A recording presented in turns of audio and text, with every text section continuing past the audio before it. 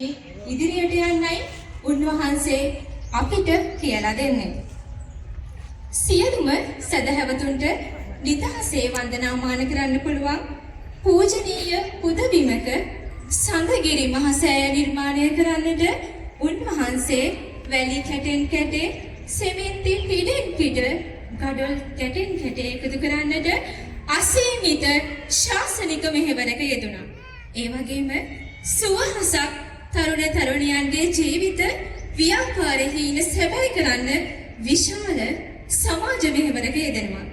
එසේනම් හීන දකින තාරුණ්‍යයේ ජයග්‍රහණයට මඟ හසර විවර කරන සබරගමුව සමාජ මාධ්‍ය මහසමුළුව ආමන්ත්‍රණය කිරීම සඳහා මාගේ මේ ගෞරවපූර්වක ආරාධනාව හන්තාන සඳගිරිසෑ විහාරාධිපති ශාස්ත්‍රවේදී පූජ්‍ය ගංගසිරිපුර ධම්මාලෝක ස්වාමීන් වහන්සේට ඔබ වහන්සේටයි මේ ඇරයුම.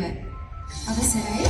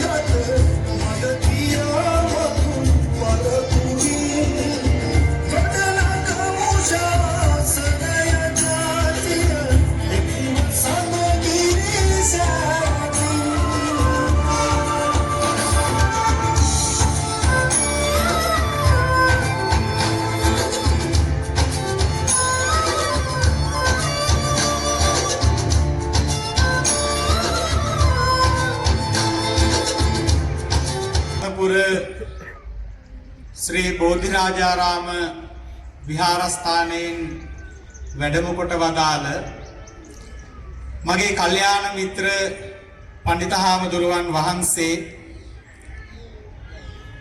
එවැගේම වැඩම කොට වදාළ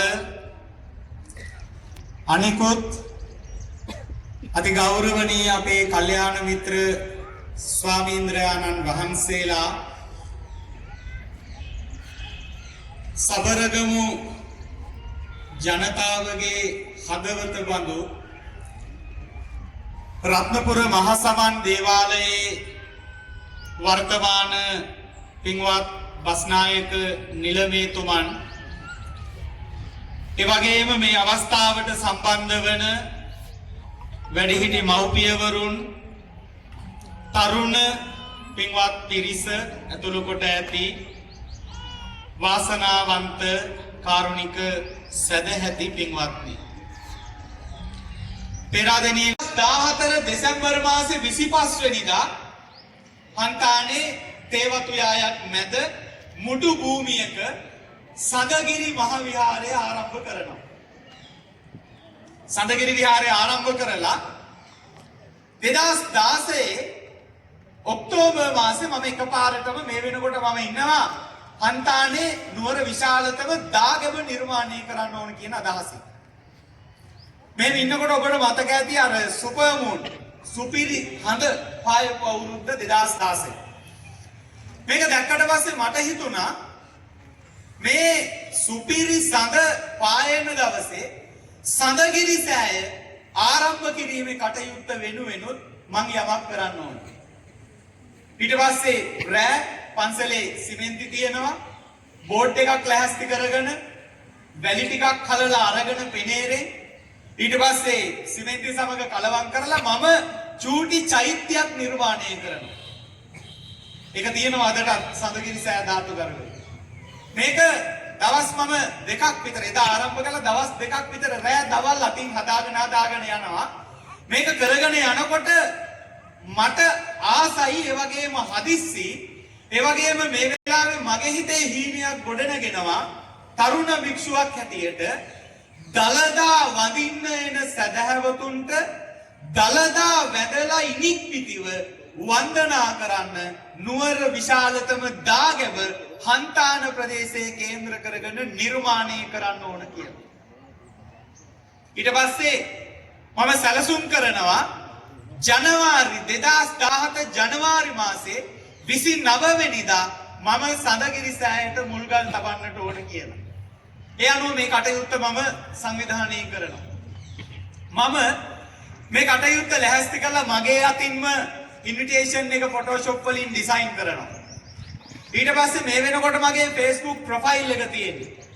මම ඒකෙත් පෝස්ට් කීපයක් දාගෙන යනවා දැන් මුල්ගල් තැබීම මෙහෙම සෑයක් හැදීම පිළිබඳව. මෙහෙම කරගෙන ගිහිල්ලා සඳගිරි සෑයට මුල්ගල් තබන්න ලැහැස්ති වෙනකොට මම සඳගිරි සෑය නිර්මාණය කරන්නේ නුවර විශාලම දාගැබ හැටියට. දළදා වඳින්න එන සැදැහැවතුන් අනාගතයේ වඳින්න එන දෙවනි පුදබිම හැටියට.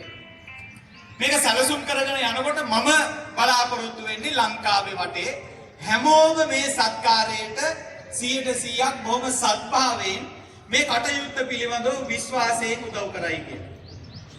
මම මේ වැඩේ සැලසුම් කරද්දී අනුගමනය කරනවා එක පියවරක් ලංකාවේ සිමෙන්ති නිෂ්පාදනය කරන ආයතන, කම්බි නිෂ්පාදනය කරන ආයතන මෙන්න මේ වගේ අධ්‍යක්ෂක මණ්ඩල හොයාගෙන මම ලිපි ලියනවා ඒ අයට පුද්ගලිකව සඳගිරි සෑ මොකක් හරහාද?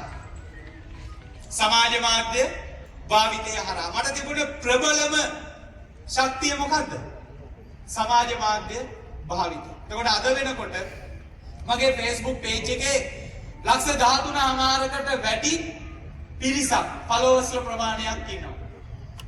ඒ වගේම සමාජ මාධ්‍ය භාවිතයෙන් අපි කරපු මේ වෙනකොට කරපු දේවල් තියෙනවා. මොනවද කරපු දේවල්? කෝටි 22කට වැඩි ආධාර උපකාර එකතු කරගෙන ලෝකෙ වටේ සදහැවතුන් එකතු කරගෙන දැවැන්ත විහාර සංකීර්ණයක් වෙච්ච සඳගිරි මහසෑ පුදබිම රතගාල ඉඳලා සෑය චූඩාමාණික්කේ දක්වා සමස්තයේ නිර්මාණය වෙන්නේ සමාජ මාධ්‍ය භාවිතයෙන්. ඊට පස්සේ අපි අරිසිමලේ දාගැබ නිර්මාණය කරලා ඒ වෙනකොට නැගෙනහිරට අපේ බෞද්ධ ජනතාව කවුරුත් යන්නේ නැහැ. ඔබට කියොත් දැක ගන්න පුළුවන් කොහොමද? හන්තාන සඳගිරි සෑයට වැඩි ජනකායක් දැන් අරිසිමලේ පුදබිම වන්දනා කරන්න යනවා. අපි කිසිම මම රාමජ්‍ය නිකායේ ඒ ස්ථානයේ අමරපුර නිකායේ කිසිදු නිකායක ભેදයකින් තොරව ශාසනික අභිවෘද්ධිය පතමින් මම මාසයකමාරක් එතන නතර වෙලා මගේ page එකෙන් මම කැම්පේන් එක කරලා ඒ අරිසිමලේ පුදබිම ඇතුළු නැගෙනහිරට අපේ බෞද්ධ නඩ යන සාර්ථක ව්‍යාපෘති අපි ඉවර කරනවා. ඊට පස්සේ කවුඩාගලට අපි අත ගහනවා. ඊට පස්සේ ලංකාව වටේ දැන් 5000කට 6000කට වැඩි අසරණ දරුවන්ට අපි අධ්‍යාපනය වෙනුවෙන් උපකාර කරලා තියෙනවා. නිවාස ඉදිකිරීම ව්‍යාපෘති පවත්වලා තියෙනවා. සබරගමුවට අපි එනකොට සඳගිරිසෑය සමාජ මාධ්‍යයේ වැඩමුළුවෙන් ඉගෙනගෙන 23000කට වැඩි තරුණ තරුණියන් පිරිසක් ඔන්ලයින් ව්‍යාපාර කරන 23000කට වැඩි පිරිසක් සඳගිරිසෑය ව්‍යාපාරික එකමුතුවත් එක්ක මේ වෙනකොට එකතු වෙලා තියෙනවා. අපි සබරගමු පළාතේ වැඩමුළුව ඉවර කරලා යනකොට මම හිතනවා 30000කට වැඩි ව්‍යාපාරික පිරිසක් සඳගිරිසෑයට සම්පූර්ණ වෙනවා. එතකොට ඇයි මේ වැඩේ අපි මේ විදිහට කරන්න කියන ප්‍රශ්නය ඇති. මම සඳගිරිසෑය නැමැති ශාසනික හීනය ජයග්‍රහණය කළේ සමාජ මාධ්‍ය හරහා.